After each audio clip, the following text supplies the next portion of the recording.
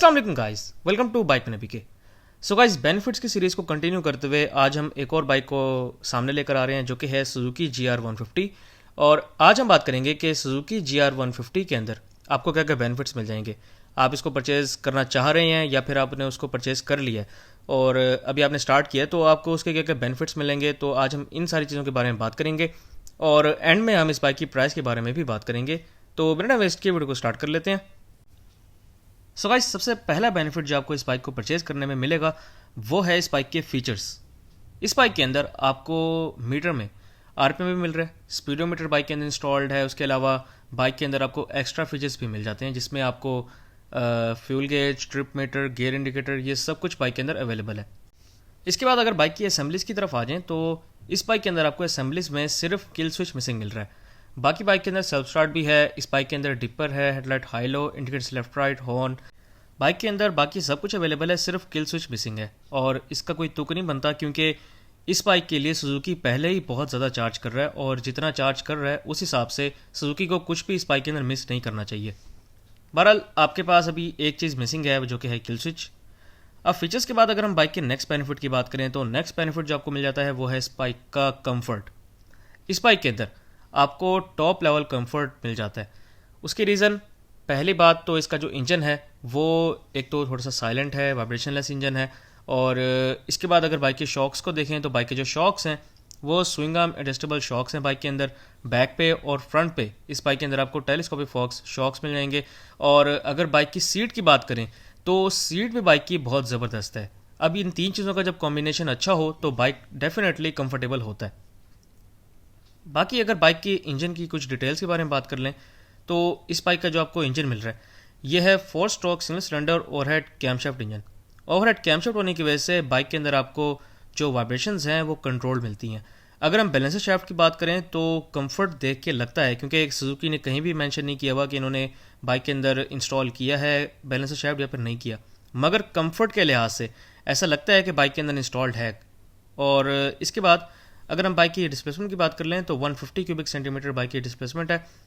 Bike का जो आपको बोर मिल रहा है वो है 57 mm, बाइक का स्ट्रोक है 58.6 mm। बाइक की अगर हम हॉर्स पावर की बात कर लें तो 8.2 किलोवाट की हॉर्स पावर प्रोड्यूस करता है जो कि ऑलमोस्ट 10 से 11 के दरमियान बनती है और ये 8000 आरपीएम के ऊपर प्रोड्यूस करता है। अगर हम बाइक की टॉर्क की बात कर लें तो 11.5 न्यूटन मीटर टॉर्क है जो कि एक अच्छी टॉर्क है और ये 5500 आरपीएम के ऊपर प्रोड्यूस करता है। ये बाइक के अगर कार्बोरेटर की बात कर लें तो इस बाइक के अंदर आपको सिंपल कार्बोरेटर मिल जाएगा।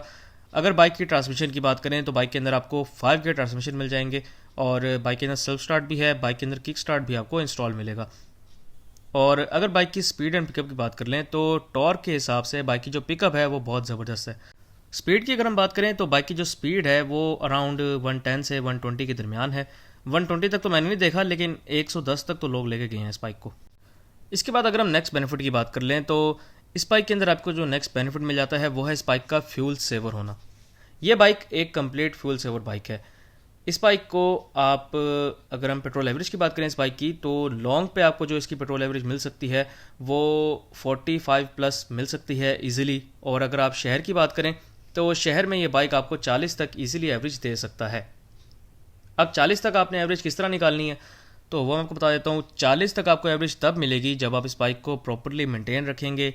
मेंटेनेंस में इसकी टाइमली ट्यूनिंग आ जाती है, टाइमली एयर फिल्टर की चेंजिंग या फिर साफ़ होना, और उसके अलावा ऑयल चेंज। तो ये कुछ चीज़ें हैं, आप बाइक को मेंटेन रखेंगे टाइम पे तो बाइक आपको उस हिसाब से एवरेज भी अच्छी देगा। अब एक बात तो मेंटेनेंस की होगी, मेंटेनेंस के अलावा आपको स्पीड भी बाइक की मेंटेन रखनी पड़ती है। अगर आपने 40 तक एवरेज अचीव करनी है तो आपको इसकी जो स्पीड है वो 60 से 80 के दरमियान मेंटेन रखनी पड़ेगी।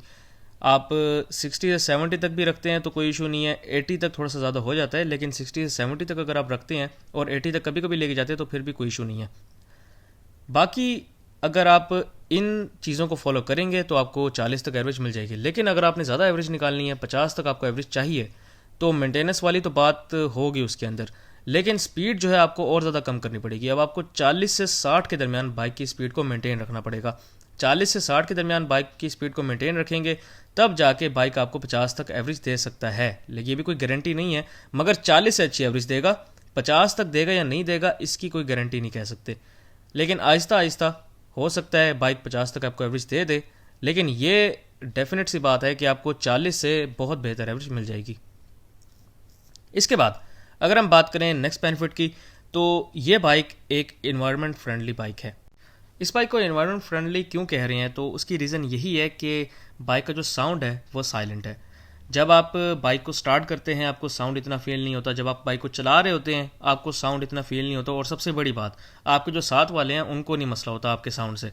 और अगर आप हाई स्पीड पे भी लेके जाएं इस बाइक को, तो हाई स्पीड पे भी बाइक इतना साउंड प्रोड्यूस नहीं करता कि हमें भी तंगी हो और साथ जिनके सामने से गुजर रहे हैं हम उनको भी तंगी हो।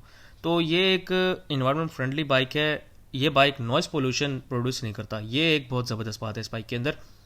इसके बाद अगर हम नेक्स्ट बेनिफिट की बात करें तो आपके पास है टॉप क्वालिटी। इस बाइक की आपको जहाँ इतनी अच्छी अच्छी चीज़ें मिल रही हैं वहाँ पर सबसे बेहतरीन चीज़ जो है वो है इसकी क्वालिटी। बाइक की आपको क्वालिटी बहुत अच्छी मिल रही है। इस बाइक की बिल्ड क्वालिटी, इस बाइक की पेंट क्वालिटी बहुत ज़बरदस्त है। आप इसको अगर कंपेयर करेंगे किसी भी और बाइक के साथ, अगर आप यामाहा के साथ कंपेयर कर लें या फिर आप होंडा के साथ भी कंपेयर कर लें, तो इसकी क्वालिटी आप कंपेयर कर सकते हैं सिर्फ होंडा CB 150F के साथ। बाकी जितने भी आपको बाइक्स मिल रहे हैं या तो होंडा के या यामाहा के, उनसे इस बाइक की क्वालिटी बहुत बेहतर है। इसके बाद आपको जो नेक्स्ट बेनिफिट मिल रहा है वो है इस बाइक की इफेक्टिव ब्रेकिंग। इस बाइक के अंदर आपको जो फ्रंट पे ब्रेक मिल रही है वो है dual piston caliper disc brake. उसका फ़ायदा आपको ये मिल जाता है कि बाइक की इफेक्टिव ब्रेकिंग है। जब भी आप हाई स्पीड में भी बाइक को रोकना चाहते हैं तो बाइक इजीली रुक जाता है। अब वो आप पे डिपेंड करता है कि आप इस पर पैनिक ब्रेकिंग करते हैं या फिर आप आराम आराम से ब्रेक लगा के बाइक को रोकते हैं। जब आप पैनिक ब्रेकिंग करते हैं तो डिस्क ब्रेक में अक्सर इस तरह होता है कि बाइक स्लिप हो जाए। वो भी तब होता है जब आपको बाइक की जो डिस्क ब्रेक है उसका यूज़ करना प्रॉपर नहीं आता। तो इसी वजह से बहुत से लोग डिस्क ब्रेक को इतना पसंद नहीं करते, लेकिन जो भी बाइक मेरे ख्याल में 100 से ऊपर जाता है उसके अंदर डिस्क ब्रेक होनी चाहिए, क्योंकि डिस्क ब्रेक के बगैर उसको रोकना ज़रा मुश्किल हो जाता है। इसके बाद अगर नेक्स्ट बेनिफिट की बात करें तो वो है इस बाइक का ड्यूरेबल इंजन। इस बाइक की इंजन की स्पेक्स तो मैंने आपको बता दी थी, लेकिन जो सबसे बेहतरीन बेनिफिट इसके अंदर मिलता है वो है इस बाइक का इंजन। इस बाइक के अंदर आपको सुजुकी की तरफ से एक ड्यूरेबल इंजन मिलता है। जिस तरह आपको सुजुकी GS 150 का या सुजुकी GS 150 की भी बात ना करें, हम सुजुकी के तमाम बाइक्स की बात कर लेते हैं। सुजुकी के जितने भी बाइक्स हैं उन सब के इंजन्स को अगर आप कंपेयर करेंगे दूसरी कंपनी के इंजन्स के साथ तो ये ज़्यादा आपको ड्यूरेबल साबित होंगे। इसी तरह आपको GR 150 का जो इंजन है वो भी बहुत ड्यूरेबल मिल रहा है। इसका मतलब ये है कि जो इंजन के पार्ट्स हैं वो ज़्यादा चल जाते हैं, आप इनकी लाइफ स्पैन जो है वो ज़्यादा होती है। तो जब आप इंजन का कोई भी एक पार्ट चेंज करवा लें तो आप उसको ज़्यादा चला सकते हैं बनिस्बत किसी और बाइक के, अगर आप इंजन का पार्ट चेंज कराएं तो इस हिसाब से आपको ड्यूरेबल इंजन का भी बहुत ज़बरदस्त बेनिफिट मिल जाता है और आपका बार बार का ख़र्चा नहीं होता। अब जिस तरह अगर हम होंडा 125 की बात करें तो उसके अंदर जो क्लच प्लेटें हैं वो अक्सर 6 महीने बाद या साल बाद फारिग हो जाती हैं। वो भी डिपेंड करता है कि आप किस तरह चला रहे हैं बाइक को। आप बाइक को स्लो चला रहे हैं फिर तो ज़रा साल तक आपको निकाल जाएंगी, लेकिन आप बाइक को हमारी तरह चलाते हैं ज़रा तेज़ और हर गियर खींचना है तो उस तरह फिर अक्सर 4 महीने में भी फारिग हो जाती हैं और मैक्सिमम उनका टाइम फिर 6 महीने तक होता है। तो इतना कम लाइफ स्पैन होता है इनके क्लच प्लेटों का। लेकिन आपको GR का इस तरह कोई सीन नहीं मिलता। GR का जब आप कोई भी पार्ट चेंज करवा लेते हैं तो वो ईज़िली काफ़ी टाइम निकाल जाता है और जो क्वालिटी है वो इतनी अच्छी है जिसकी वजह से जो टाइम है वो ज़्यादा निकल जाता है इसके अंदर। सो गाइस हम लास्ट में बात कर लेते हैं प्राइस की। तो इस बाइक की जो अभी लेटेस्ट प्राइस चल रही है वो है, अब सीधी सी बात है, अगर आप अफोर्ड कर सकते हैं तो परचेज़ कर सकते हैं, आप इस बाइक को परचेज़ करें। अगर आप अफोर्ड नहीं कर सकते तो आपके पास फिर बहुत सारे ऑप्शंस हैं इस रेंज में।